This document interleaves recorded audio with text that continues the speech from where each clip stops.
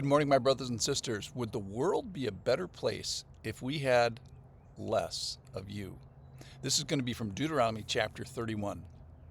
This is Moses' end of his life. Chapter 34, he's going to die. So here in chapter 33, he's going to bless the 12 tribes. He's going to start with one, and I got stuck on that. So here we go. Chapter 33, verse 1. This is the blessing with which Moses, the man of God, blessed the people of Israel before his death. And he says, he's going to say here for a second, let me just pause. So let's talk about blessing.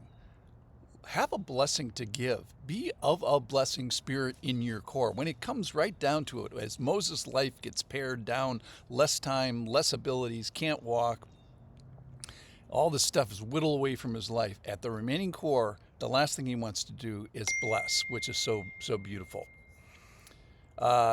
Next, give this blessing before you go to heaven. Your blessing may be needed here, so find someone to bless so that the world wants more of you.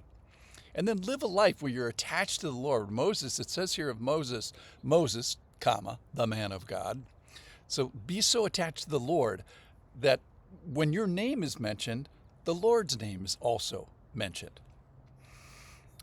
So then he's going to talk about the Lord here before he starts his blessing. The Lord came from Sinai and dawned from Seir upon us. He shone forth from Mount Paran. He came from the 10,000s of the holy ones. He comes from heaven with flaming fire at his right hand. And yes, he loved his people. All his holy ones were in his hand.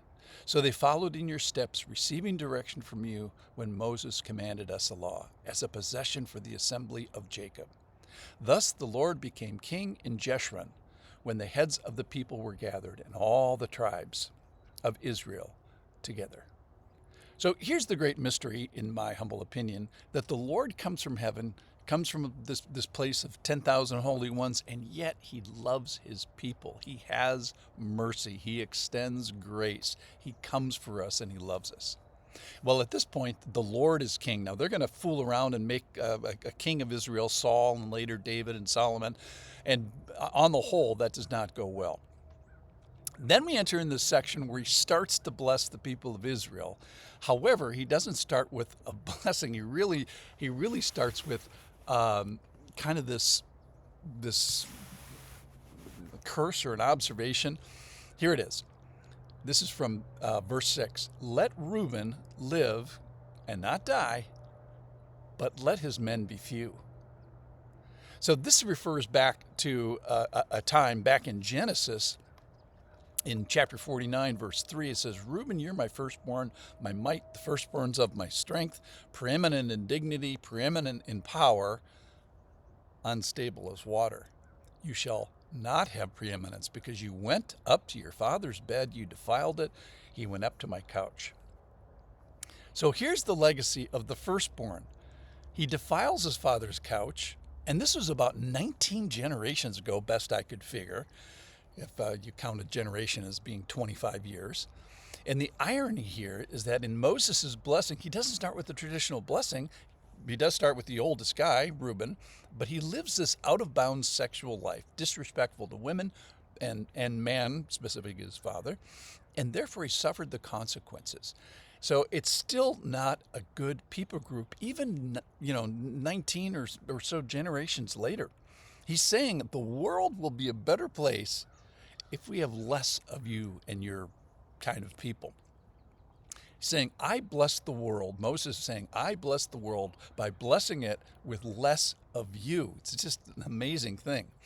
So he had abdicated good leadership amongst his brothers, Reuben did, maybe led the Joseph murder and eventually slavery story. And he could have done better. He could have not agreed to this. And at the end, we need less of you, that the world would be a better place if there are less of you and those like you. Moses is saying the world will be added to by subtracting more of you and your ilk. So Reuben, he preserves his life, but doesn't give him this abundance. And perhaps you've experienced the harsh reality is that in general, sexual sin begets sexual fruitlessness. So Reuben's inheritance privileges are taken away from him and given to the sons of Joseph.